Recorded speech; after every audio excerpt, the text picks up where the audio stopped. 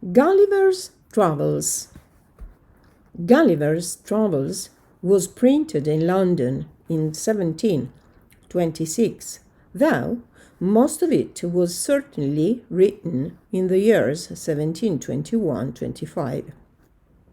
The novel has 4 settings, each linked to one of Lemuel Gulliver's 4 voyages. When Gulliver's ship is wrecked during his first voyage, he reaches the land of Lilliput, a childhood fantasy world built for very small people, the tallest being only about 6 inches high. Here, Gulliver plays the role of a benevolent giant for a little people who have exaggerated ideas about their self-importance. On his second voyage, Gulliver lands on the land of Brobdingnag, where he finds himself surrounded by a race of giants, making him feel like a Lilliputian.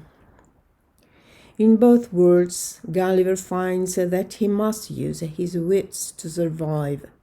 Gulliver's third voyage to the island of Laputa allows Swift to satirize the scientific community in Great Britain. The fourth voyage to the land of the Huns, a country governed by intellectual horses, gives Swift the opportunity to criticize humanity. These 4 settings provide Swift with the opportunity to discuss everything he feels is wrong with mankind in general and British society in particular. Plot. The novel consists of 4 books. Book 1. Gulliver sails from Bristol on the 4th May 1699. After 6 months, his ship is wrecked somewhere in the South Pacific and is cast upon the shore of Lilliput, where he falls asleep. The inhabitants of the land, the Lilliputians, carry his huge body to the capital and house him in an unused temple. Gulliver gradually learns their language, their customs and institutions, and gains the favor of the king.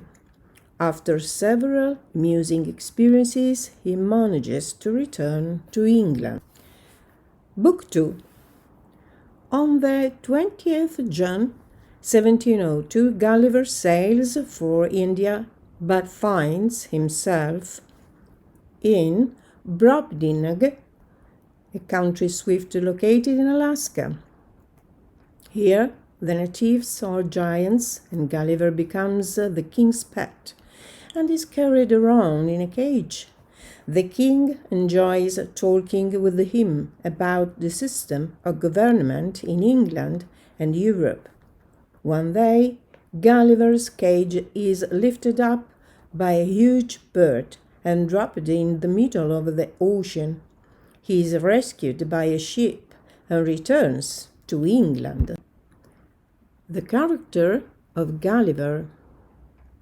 Swift devotes a few pages to point out that Gulliver is a typical European. He is a middle-aged, well-educated and sensible. He is a careful observer. He takes care of his family and runs his business prudently. He is, like Robinson Crusoe, one of the practical seamen through whom England started to rule the seas. He has experience of the world, and he fully supports the culture which has produced him. In this way, Swift implies that the transformation which takes place in Gulliver through his voyages cannot be linked to any extravagance of his character. Only when circumstances force him to think does Gulliver learn something and begin to develop a critical awareness of the limitations of European values. However, These first critical insights are only temporary because when he returns home after his first voyage, he quickly fits into European life. But in the second voyage, the critical awareness becomes deeper, even if he does not question in European values seriously and still defends the history of Europe. This time it takes him a while to readjust to European life after his return home. In the fourth voyage, Gulliver's transformation becomes complete, and when he returns home, he can no longer take part in European society, not even with his friends and family. Swift's originality lies in his presenting Gulliver always displaced, first in relation to little men and then to big ones, and finally and suddenly forced him comparison not with the man but with animals. Sources.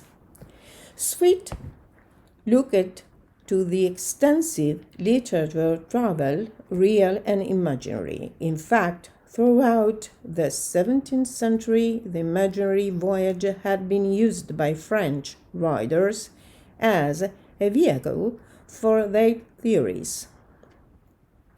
The traveler usually discovered some happy societies where men lived in a simple, uncorrupted life following natural instincts and the innate light of reason.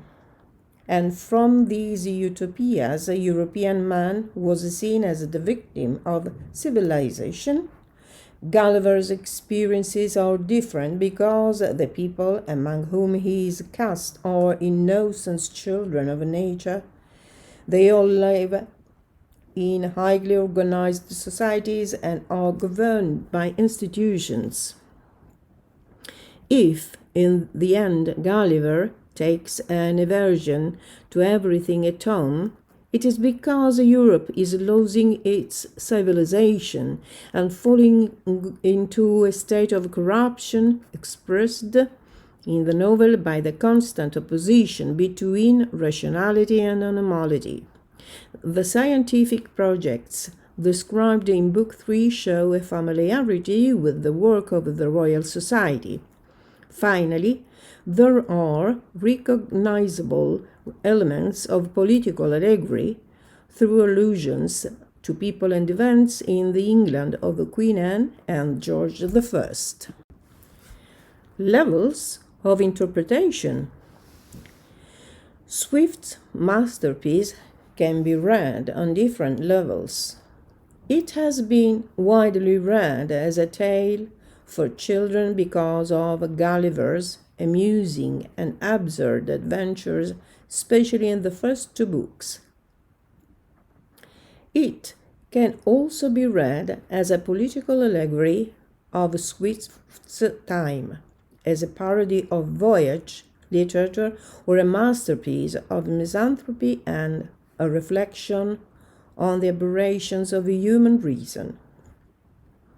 The most common interpretation among Swift's contemporaries and in the 19th century was that Swift's main satiric point was to criticize the political, social, and religious conflicts of the time, as well as the problems caused by the scientific progress.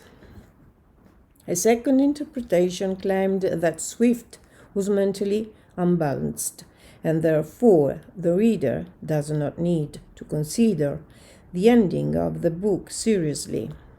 This psychoanalytic view neutralizes the satire by an appeal to mental disorders. In the 20th century, criticism held that we are not supposed to see Gulliver's actions as the natural, rational result of his experiences, because Gulliver himself has finally become the target of the author's satire. Gulliver no longer speaks for the author, but his dislike of the Yahoos and his conduct are a sort of warning for us. This approach maintains the claim that Swift was a clever writer in control of his literary medium. Style. Gulliver, just like Robinson Crusoe, tells his experiences in the first person, in a prose style which is matter of fact, free of literary coloring, and records observed details with the precision of a scientific instrument.